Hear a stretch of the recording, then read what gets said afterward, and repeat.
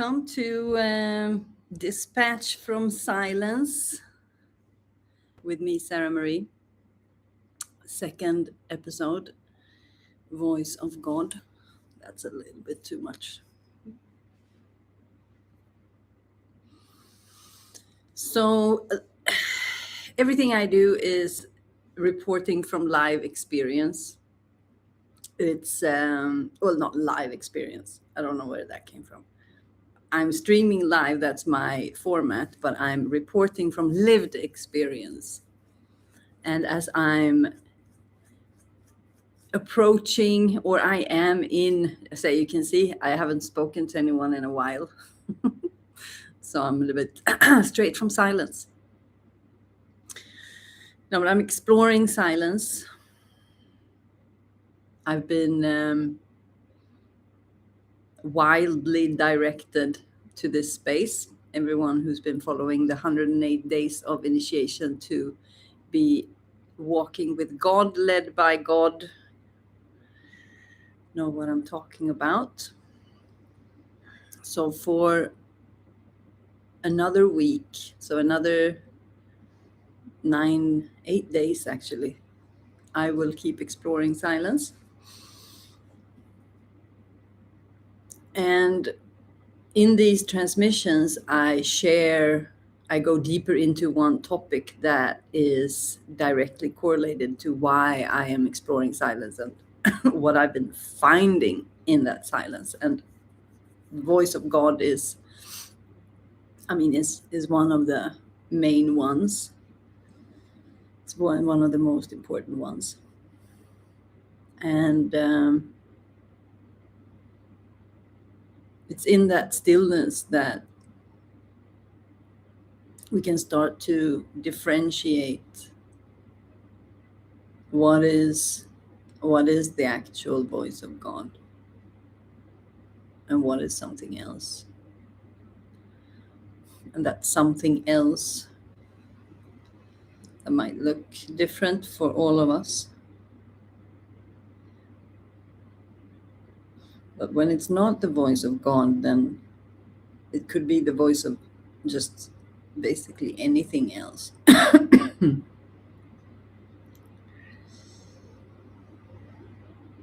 Something's really going on today.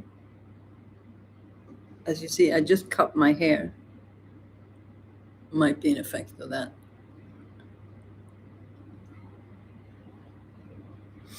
So through silence, because that was the only place to go for me. Sometimes we end up in situations that forces us inward, where the pressure is higher than usual. And when the physical expression is not the expression that the body wants to take, or maybe can be for different reason, it's not available.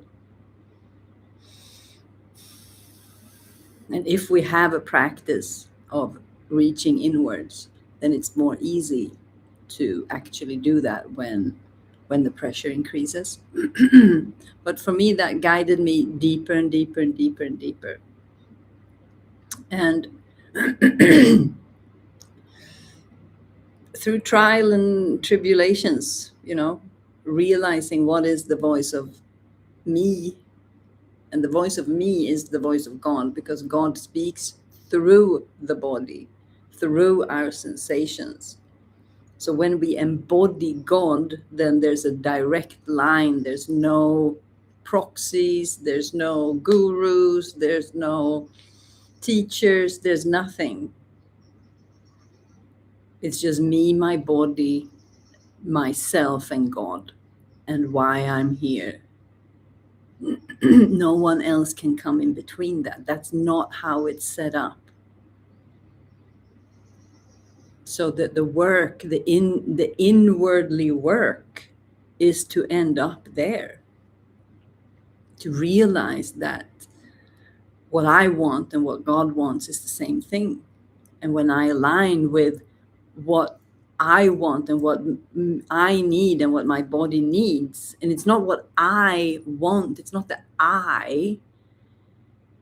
It's not the ego I. It's what this vehicle that is, the vessel and the communication tool for God to speak through. That's what needs to function. And then it's much more connected to instinct and synchronicities and things happening by itself. And when you feel good, things align and things open up, and it's a yes, yes, yes energy. The mind is not included in that. You don't sit and think about what you're going to do and then you go do it. It's like you got to jump on the train and then things start to happen by itself, which is, of course, a paradox to sitting still and being in silence.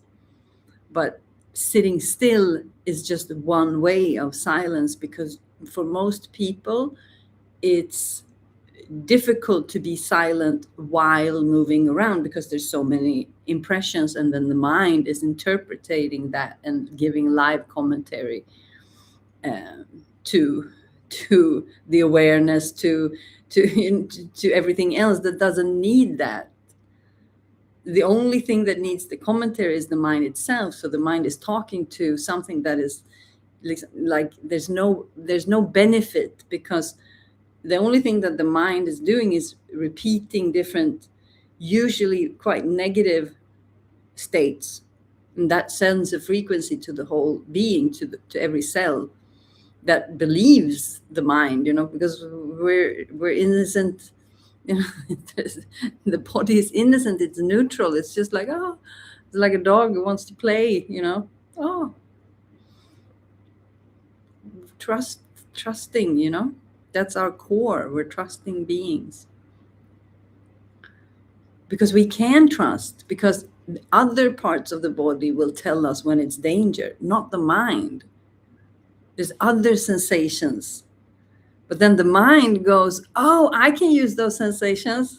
Like, I know.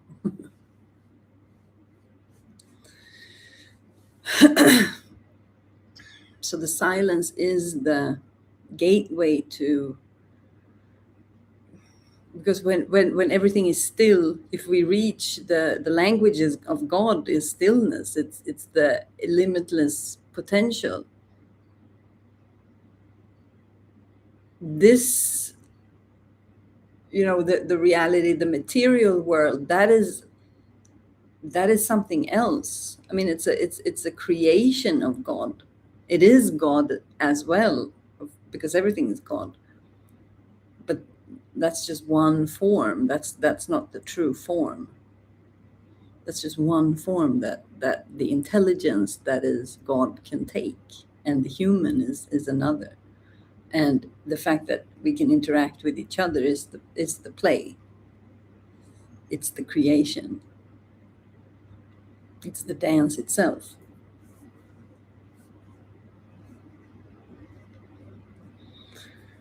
Yeah, so these transmissions are getting strong for me. So if I lose my train of thought or something like that, you gotta please excuse me and just follow. I will get better as I go along. And I don't really care about it either. So, but it feels like a communication from me to you, to include you in what's. It feels including. It feels like the relationship I want to have with you. See how we got that in? So being able to differentiate what is God and what is me, that is the work, because that's the false gods, inside. And the one that I am really looking at is the efforting, the control, and the belief, the stress that comes from a certain level of lack that is connected to a trust that has been broken at some point where we don't, or where I stop trusting that I'm taken care of, or that everything is going to work out, or it's like the belief in the body deep down when I descend. So now when I meditate, I'm like in the deepest part, and I can feel there's a frequency there. And when I go straight into it, I realize like it's still this fear frequency that is that and I could come back to the child that doesn't know God in that way, and the experience. Well, I did know God, but the physical, the material world, the experience was telling me that I had to take care of myself. Nobody else is going to. There's no one else. There's just you. And that is the frequency that is, it's like this fear frequency. So when I can meet that,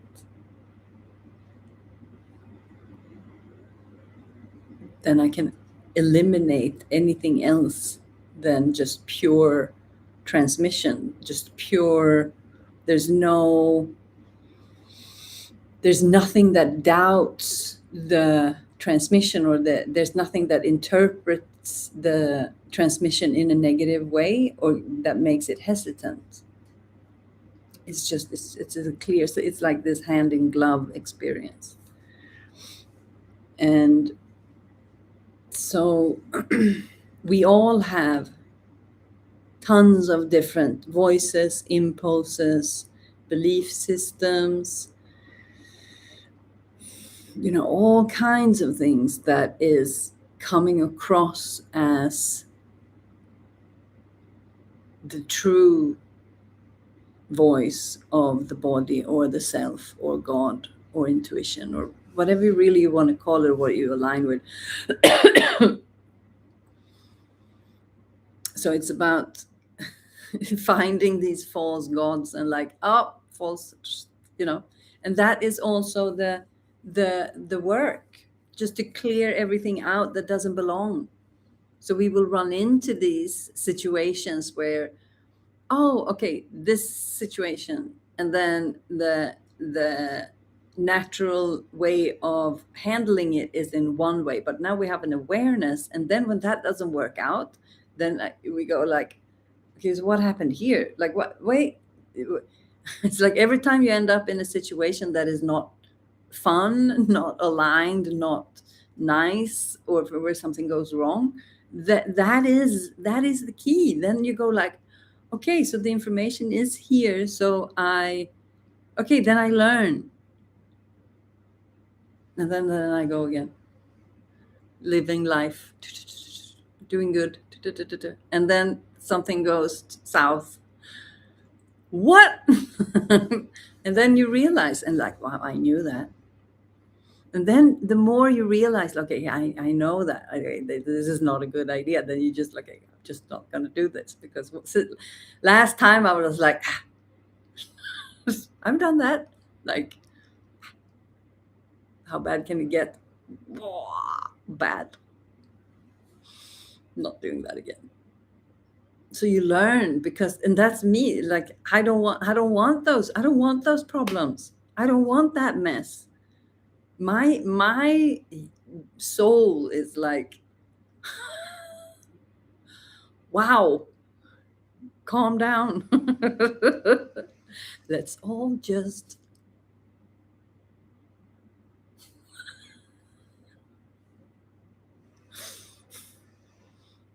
my soul is a Ross right now.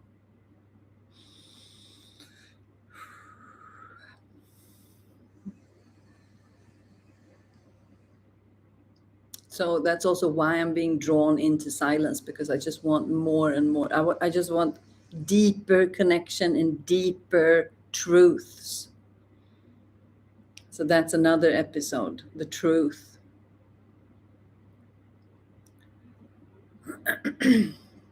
because being led by God will guide me to where I'm supposed to be. And that's what he's been doing all along. So I know it's been going great so far. So why am I doubting? Why am I, this just doesn't make any sense.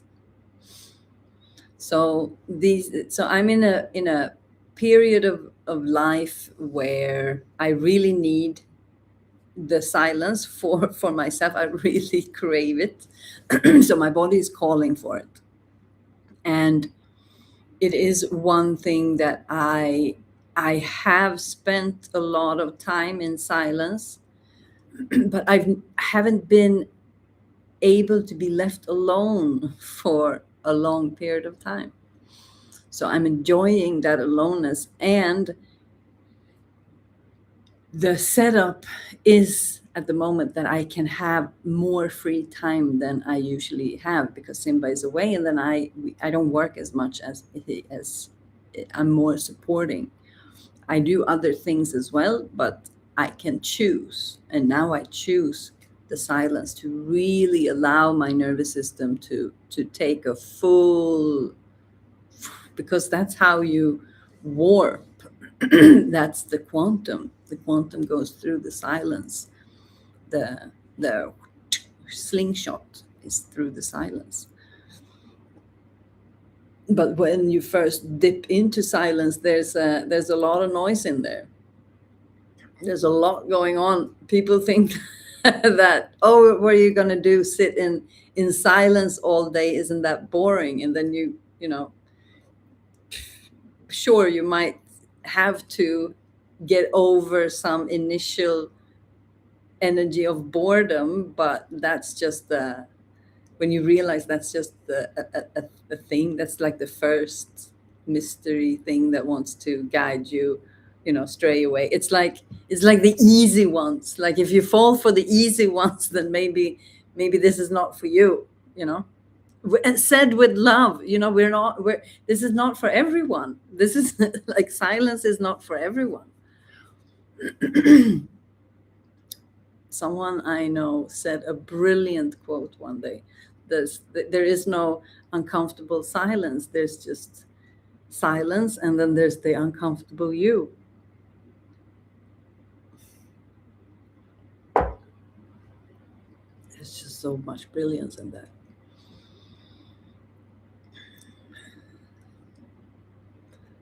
There's a lot of action in the silence. And for most people, it's too much action. So that's why they don't go. That's usually the issue. So that's why I'm leading with the good stuff. I'm leading with the cherries, the deep rest, the benefits, because sometimes,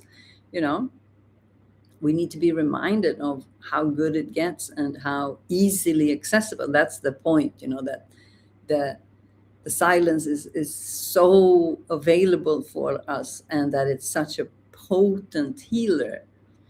It's same as sleep. It's like sleep and silence. It's like the battery. You just go, you plug in, and then you go. But that somehow is forgotten. And that's the brilliance of living in Thailand, because especially here in Chiang Mai, everyone believes that everyone is Buddhist in Thailand, but that's not the case. That's just, most of the country is Muslim. But here in the north, it's 97% Buddhist. But from Bangkok and south, where all the beaches are and everything, it's 95% Muslim. There is Buddhist representation or awareness, absolutely, but that's not the core of the population. Anyhow, side note, up here there's just an abundance of temples, and being so close with Buddhism, and that because Buddhism is the silence. So if silence is the gateway to God, then then everywhere I go, when I go to the temples, and because I have my so this is the monk who built Doi Suthep, the biggest temple here, and then I have my cross.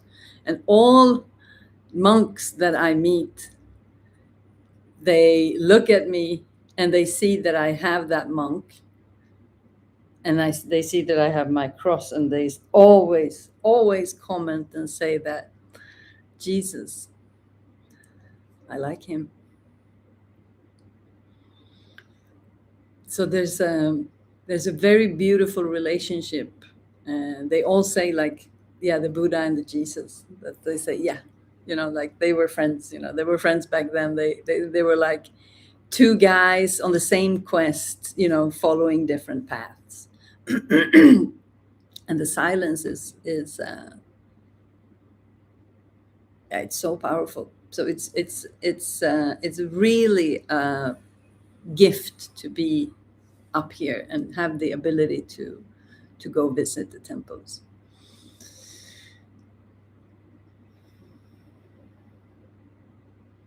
So I'm allowing myself this deep rest, and to really it's like nurturing a deeper level part of the nervous system. And so this morning I just hang out in my body. I allow my body to decide what we're going to do. So I woke up at 4, meditating, just being silent. I got up at some point, spending time with Lucky out in the garden in the night, and then going for a run, and just spending time in my body and really listening, like, oh, now I should be doing something. So there's an energy that wants me to speed up. And then I realized that's not the voice of God. So what is the voice of God telling me? Yeah, that I'm safe, that I can trust, that I can relax, that I can sink deeper into the depth of my being, that I'm invited to go. And when I go there, I also release the it's like I'm holding on, it's the holding on, it's the letting go. The letting go is a nervous system thing, but that's also a belief system, and it's in the fascia, yada yada.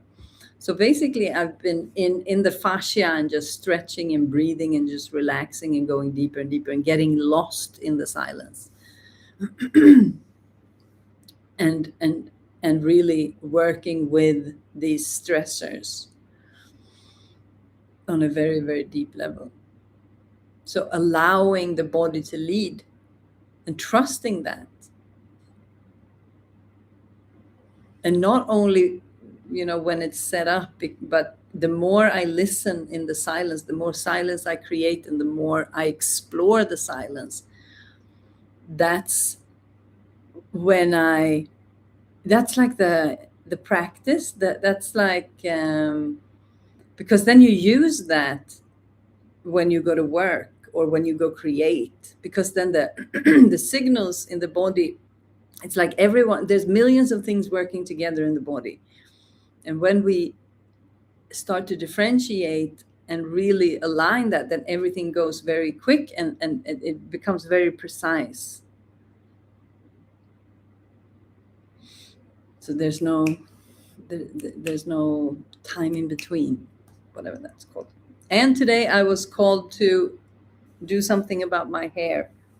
So this is it took me 5 minutes from idea from realization to finished. I've never cut my own hair. So this might feel like it was drastic, but it's not. So I've been wanting to cut my hair for a long time, and I wanted to go darker. So the blonde is not my natural color. I do get blonde. I was very white as a child, and my ancestors, they get like white when they grow older.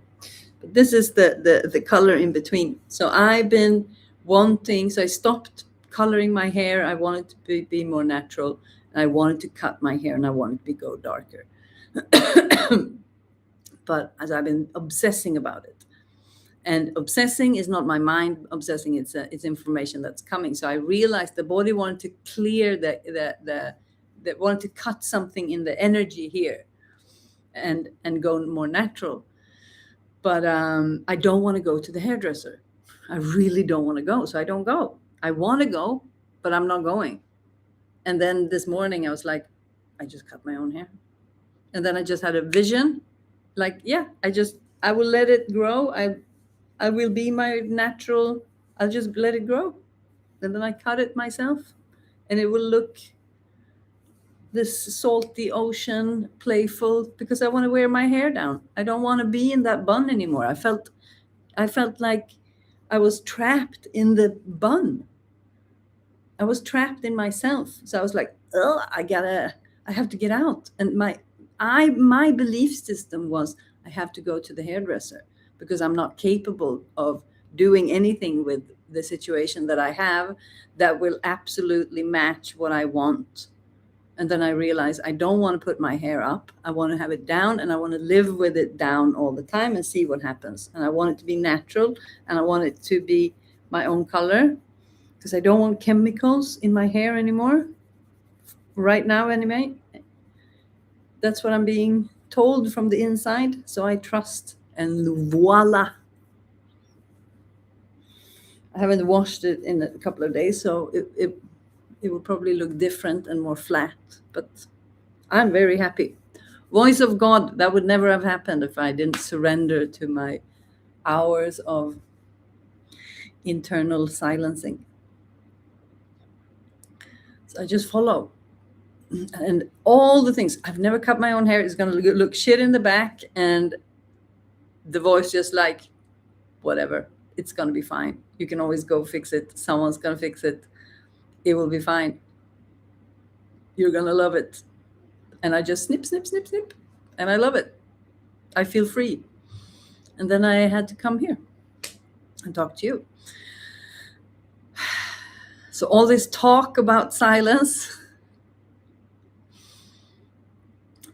we're actually going to practice it. Not today, but I'm inviting for 3 days on a quest in silence together. So April 28, 29, and 30, I'm inviting everyone who is silence questers, who wants to explore the different. Maybe you have a lot of experience and just want to do it with me and just feel called. Or you are a beginner and want to feel more oriented, and that's, silence doesn't judge, and neither do I.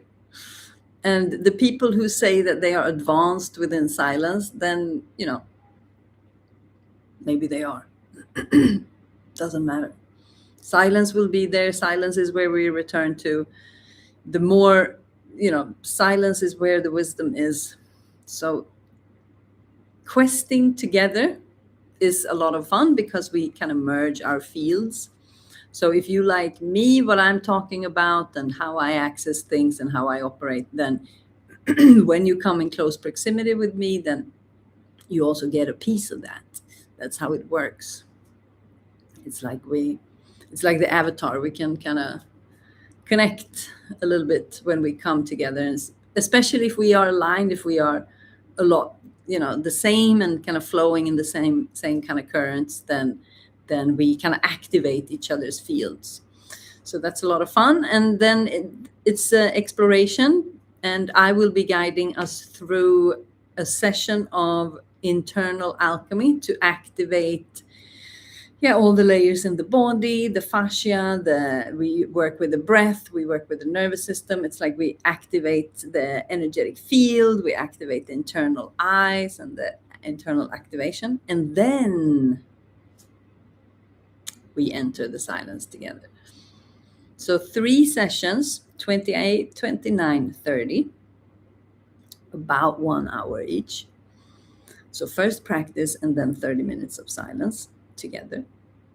And then I have a Telegram group where we can talk about the silence, share our experiences, and then have a conversation about it. And there might be questions, and yeah, it's a quest. We don't know where it's going to go. It's always a co-creation of us together. So that's the invitation. It's $44. So if you want to quest with me, we start on the 28th. And until then, I will be showing up and talk about silence and my experiences and what I've learned and what I find and how I see it. And that might not be the truth for you. And that's fine, because in my universe, multiple truths exists. And yeah, together we explore the thing called life. If you enjoy these talks, my work, my explorations, then please like and subscribe. I would be super, super happy. And yeah, I'll see you tomorrow, and maybe I'll see you in the quest. Ciao, ciao. Now I'm going to go 11:21. I'm going to go and do nothing. I have no clue. I'm going to return to my little bubble of silence and see what God has in store for me. Until next time. Ciao.